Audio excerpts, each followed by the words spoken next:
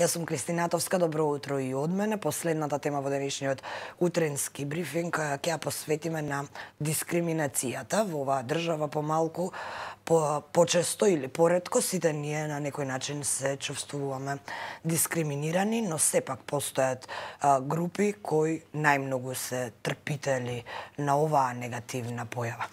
Со мене во студиото Игор Јадровски од Комисијата за заштита од дискриминација. Добро утро, добре дојдовте во студиото на Утренски. Добро утро, Кристина, ви благодарам за поканата. Првата тема за која што ќе поразговараме е ЛГБТ заедницата. 21 век, европски стандарди, но на дело тоа не е така. Се случи сега една негативна појава по изборите, по завршување на изборите, а тоа е активисти од градот Тетово беа нападнати, а подоцна дел од нив беа префрлени во Скопје за да им се обезбеди привремена заштита. Зошто уште не се случуваат овие работи и зошто се уште оваа категорија на граѓани не се чувствуваат физички безбедни? Значи, повеќе не разговараме само за тоа како некој ги доживува или гледа, се разговараме за најосновното, за физичка безбедност. Така, мислам дека овој случај можеби и најдобро ја нагласува потребата за подигање на свеста и се уште работење на сензибилизација не само кон ЛГБТ популацијата, туку генерално кон сите групи на граѓани кои што согласно одредена заштитна карактеристика може да бидат предмет на дискриминација и вознемирување. И тоа е една од главните причини зошто пред 2 години кога се изработуваше законот, се инсистираше Комисијата за спречање заштита од дискриминација најпрво да има зголемена таа превентивна, информативна, да кажам, улога, а второ, зашто самиот закон нуди поголем распон, да кажам, на заштита. Можам да зборувам од аспект на законските надлежности на институцијата која што ја представувам, нели? Комисијата за спречање заштита од дискриминација во вакви случаи има многу мек механизам на постапување. Значи, тоа е нешто кое што ние можеме да го подведеме под вознемирување, односно вознемирувачки говор, доколку постоело нешто такво, меѓутоа натаму доколку постои одредено битие на кривично дело, во случајов претпоставувам, бидејќи спомнавте дека се нападнати, не сум запознаен со случајот, тоа веќе е предмет на кривично правна материја. Зошто се уште постојат вакви појави?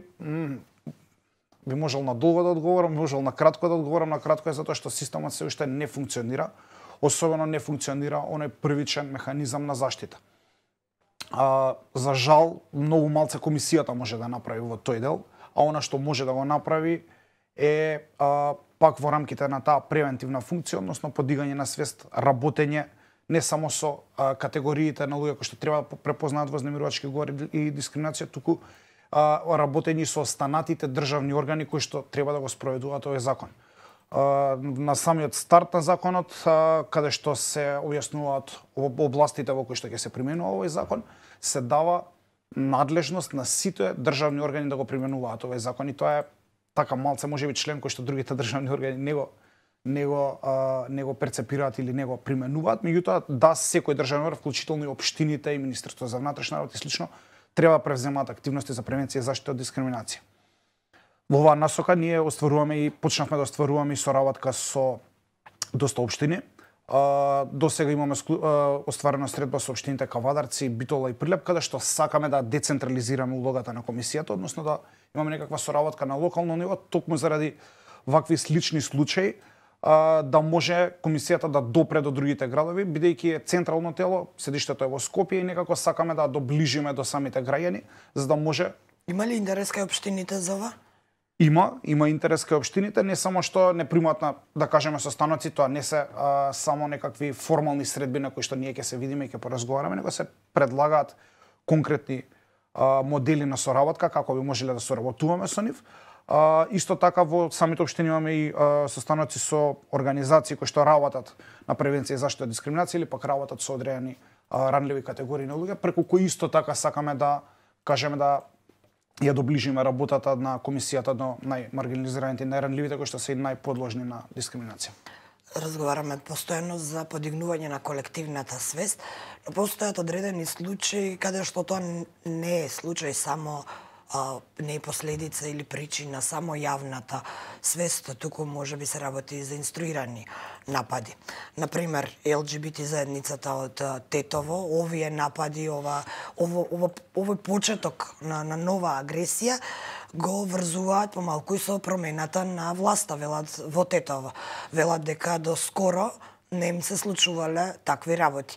Имаме ли ние институционална дискриминација и може ли системот да не заштити во состојба кога одредени политичари дозволуваат нешто вакво да се случува? Системска дискриминација како таква постои. Не велам дека постои во конкретниот случај, бидејќи не сум тотално запознаен, меѓутоа постои кога одредена група на лица се доведени од самата држава или да кажеме од самите позитивни законски прописи, доведени во нееднаква положба во, да кажеме, споредба со други лица. Тоа постои. Комисијата гледа таа системска дискриминација да ја искорени преку давање на општи препораки. За конкретниот случај и дали е тоа некако поврзано со промената на власта, навистина не би можел да коментирам бидејќи немам информации. Меѓутоа, она кое што јас го гледам како поврзување, да кажеме, во случаите, можеби да е поврзано со неказнивоста. Ако се сетите, ние имавме неколку напади врз ЛГБТ и центарот во Скопје, да кажеме, кој што се наоѓаше во старата скупска чаршија, кој што буквално беше неколку пати пален. Потоа имавме напад врз кафе барот Дамар. И ако видите колку долго се разлекуваат тие постапки, каква е завршницата, не, мислам дека една од постапките има некаква завршница, дека другата се уште е актуелна, ќе видите еден тренд на неказнивост на вакви дела од омраза, кои што се направени заради одредена заштитна карактеристика на луѓето врз кои што се прават овие дела. И кога ќе имате еден таков тренд на неказнивост и селективна правда, очекувано е да Зошто јавноста има перцепција дека институциите не постапуваат кога се работи за ЛГБТ заедницата, тука ќе додадам уште една категорија, тоа се жените. Се наоѓаме во оние 14 дена активизам. 16. Жената е навистина дискриминирана во оваа држава на секој чекор. Еве мене вчера истото ми се случи на паркинг во Лептокарија со еден човек што го блокирал буквално комплетно целиот паркинг. На мојата свирка вели ти не можеш да поминеш зашто си жена. Да почнеме од тие глупости, ќе ги наречам на улица, секојдневни, да завршиме до институциите. Зошто имаме сите перцепција дека кога се работи за жените и за ЛГБТ заедницата, органите на прогонот не нас сваќаат доволно сериозно кога сме нападнати или дискриминирани на било каков начин? Ако збориме за системот како целина, како некаква целина која што треба да обезбеди некаква заштита, се сложувам. Перцепцијата е таква и затоа што од една страна реков имаме институции и организации кои што можеби не си ги препознаваат законските обврски надлежности да постапуваат во одредени случаи, некогаш едноставно и не постапуваат, можеби немање политичка волја во одредени случаи, меѓутоа доста често е затоа што, да кажеме, понекогаш и самите граѓани очекуваат дека одредена институција која што има ограничени надлежности може да постапи и да реши одреден проблем за кој што нема надлежности. Тоа многу често нас не се случува, кога ние ќе имаме некакви случаи кај нас, ќе издадеме некакви препораки, ќе го следиме нивното имплементирање и во јавноста наидуваме многу често на реакции. Ете сега вие имате дадено препорака и само ќе ја следите што понатаму, што ако не се реши проблемот, како можеме да побараме натаму, зашто што се многу легитимни прашања, меѓутоа природата на телата на еднаквост е тие да не бидат репресивни тела, туку да бидат корективни тела. И тоа меко право го нарекуваме ние, може да функционира само ако функционира на другото, да кажеме, поригидно право. Да кажам, веројатно вашите наоди треба да бидат основ за покренување постапки. Нашите наоди може да бидат користени мислења и препораки во понатамошни постапки како доказ, меѓутоа системот на превенција и на заштита од дискриминација не значи само функционирање на комисијата и, да кажеме, на народниот правобранител како тела за еднаквост. Тие се централна улога во системот, меѓутоа не за џабе е ставено во законот дека сите други државни органи треба да го применуваат законот. Да, но недовербата е главно усмерена кон МВР и обвинителство, кон двете главни институции кои треба да се грижат за сите овие работи. Не би можел да дам одговор зошто и дали тие не функционираат, бидејќи ние немаме директна соработка. Да, но сами споменавте дека постои политика на неказнивост. Постои политика на неказнивост, да, кога е семејното насилство во прашање, исто така постои една невидена неказнивост по тоа прашање. Да. Имаме секоја втора жена, трета жена во оваа држава е жртва на семејно насилство, психичко или физичко. Се слагам од аспект на спречење заштита на насилство врз жени и семејно насилство, исто така постои комплексен систем во кој што треба да функционираат повеќе институции кои што имаат различни ингеренции. Здравски, го прашувам за да извлечам одговор. Дали сметате дека им треба обука, подигнување на јавната свест на самите луѓе што се вработени во органите на прогонот? Дали може би треба малку повеќе таму да ги вложиме ресурсите за обучување, бидејќи очигледно дека таму има еден јас на неразбирање. Самите полицајци кога ќе дојдат на увид не го сваќаат случајот доволно сериозно, велат тоа е брачна расправија, што има ние да се мешаме.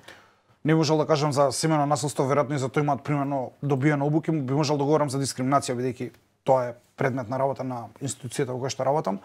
Во самиот курикулум на кандидати кои што полагаат да станат полицајци или во академијата, има предмет и вежби кои што се однесуваат на превенција и заштита од дискриминација. Јас ги имам видено тие вежби, има видео вежби, има после писмени вежби, значи во рамките на образованието, во рамките на курикулумот за учење, тие тоа го имаат.